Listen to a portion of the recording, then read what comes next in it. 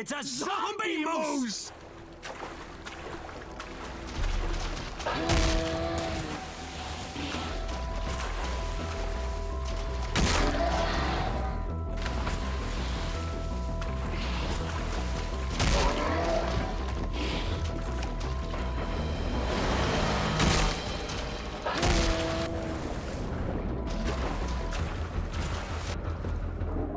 Far Cry 5 has finally completed its DLC trilogy this week with the release of Dead Living Zombies, and thank God it's finally over because as a package, this has all been exceedingly disappointing.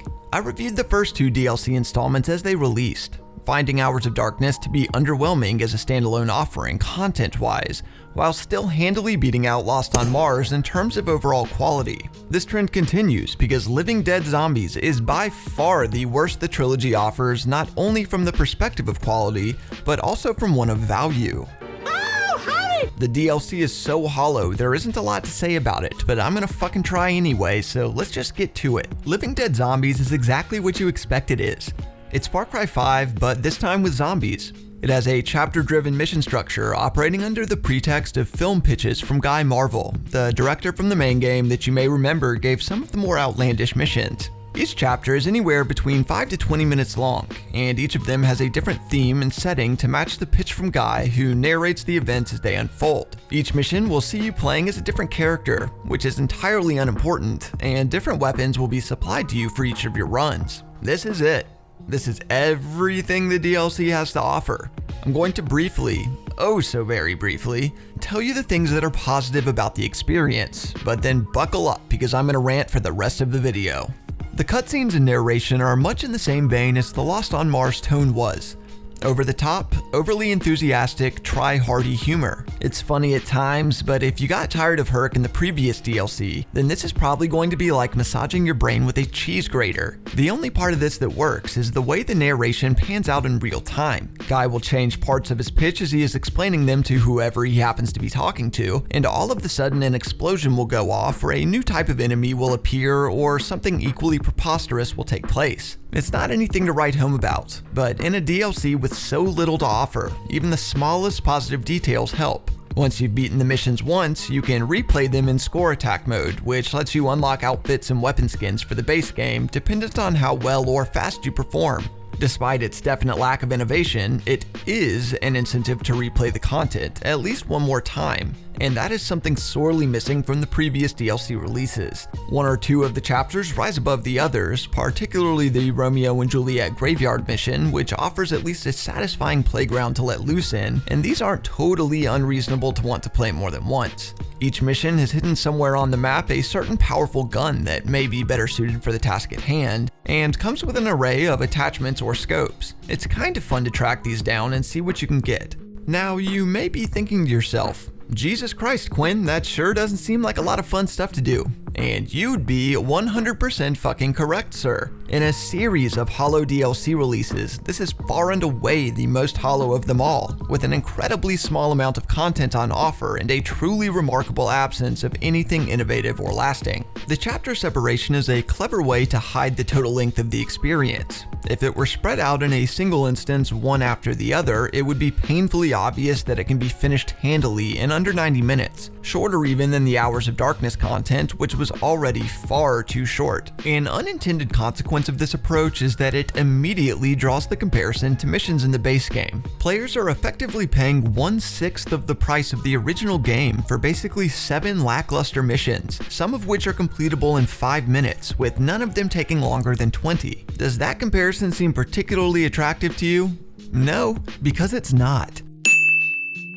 On top of this, none of these missions are truly different from each other in any significant way from a gameplay perspective. They all feature the player moving around a very small map made up of reused or abandoned game assets, killing zombies that all behave identically to each other aside from the inclusion of 2 mini-bosses. The second mini-boss is a blood dragon taken from the infamous Far Cry 3 DLC of the same name. Why they would want to draw this parallel themselves and bring it to the attention of players is completely lost to me. It's almost a mocking tone, which is made worse by the glaring detail that the entirety of the previous Martian content was taken up with forcing players to climb fucking radio towers for the 90th game in a row. No. This isn't gonna fly. Including a blood dragon, which serves to highlight the difference in quality between these new DLC and the DLC of past games, feels like they are openly declaring how stupid they think we must be to just eagerly gobble up whatever they give us. Believe me, I know that this is all optional content and that we can choose to partake in it or not, but the idea of so many people forking up for a season pass the day the base game is released just to be given these paltry dregs of scrapped or reused experiences is unbelievably insulting. Living Dead Zombies features no new weapons or items, which I suppose isn't very surprising considering the complete disregard they've shown for their in-game weapon economy, shoved to the forefront by the inclusion of the overpowered yet still incredibly boring Martian weapons into the base game. I made an entire video about how little they value weapon diversity after Lost on Mars, and this is just more of the same. There is still no reason whatsoever to use anything but the Martian weapons at all. Including a zombie-themed expansion literally begs to include a horde mode or something of the like that allows for replayability and emergent gameplay, something that is so badly needed in the game since there is still no New Game Plus, and once you beat the game, Montana is seemingly drained of enemies to fight. Adding in something like a progression-based horde mode or even some half-baked Black Ops zombie mode would have meant worlds for the game's longevity and actually would have made the DLC's price tag a fair value.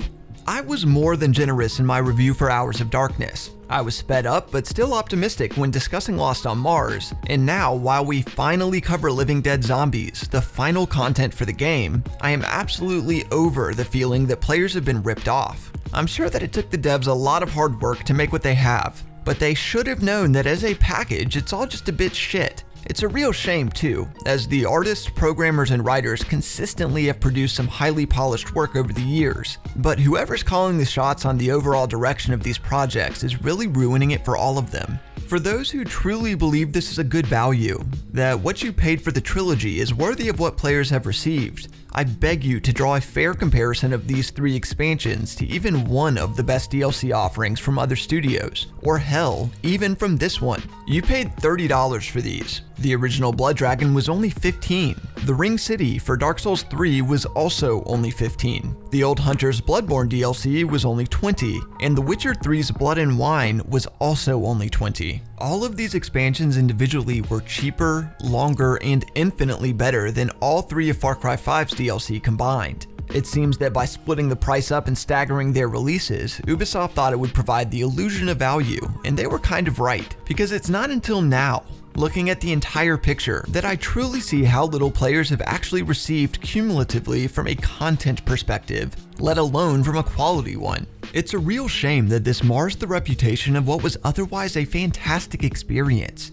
Far Cry 5 was one of my favorite games of 2018, but now as its saga comes to a close for me, I'm left with nothing but a sour taste and bitter resentment towards the entire title and its studio. I know full well that every game or content patch can't be among the best, and I know that these are all fundamentally opt-in experiences, but I think we're at a point where we can demand content be held to a certain standard, particularly when it comes from a studio who has reliably met this standard before. I've talked a lot in some of my recent videos about the type of behavior that's becoming more and more common from publishers and developers that is on its face strictly anti-consumer, whether it be microtransactions, pay-to-win mechanics, or in this case lackluster season passes, and I'm just so tired of my views on this being reinforced over and over again. When a game comes out as a complete package, with no season pass or microtransactions, the industry applauds as it should, but this shouldn't be special. This should be the norm like it once was. God of War is a great example of this. It's a damned good game, but a big part of its success and notoriety is equally due to it being 100% complete at release. No bugs, no looming additions, no microtransactions for special stat bonuses, or for God's sake, inventory space. A simple shield skin for pre-ordering and that was it. Ubisoft has a long, storied tradition of making kick-ass games that have built a substantial fan base, and if they slip into a similar space as EA or Warner Brothers, then we as players and the industry at large will have taken a substantially meaningful loss. Players need to help hold their favorite studios accountable, even if that means just getting on a soapbox for a few minutes and giving a shitty review. Okay. I promise I'm done complaining. I've said what I wanted to say here and that's it. If you're on the fence about buying Living Dead Zombies, my suggestion would probably be to give this one a pass. And if you already bought the season pass, then well, I'm just sorry. There are undoubtedly those among you who think I'm wrong and being overly critical, and that's cool. I would be interested to hear your reasoning down below as always. If there are any of you who are equally fed up with some of the releases we've been getting for the last couple years in a similar fashion to this DLC trilogy, tell us about it. God knows I like to criticize this type of behavior, and would love someone to talk to besides my girlfriend, who frankly couldn't care less and is super tired of hearing me rant. If you're new, I promise I'm normally a little more positive about what I cover, so be sure to subscribe to see more and hit that notification bell if you want to know first about new content. Thank you, as always, for watching. I'll catch y'all down below in the comments, and take it easy till next time.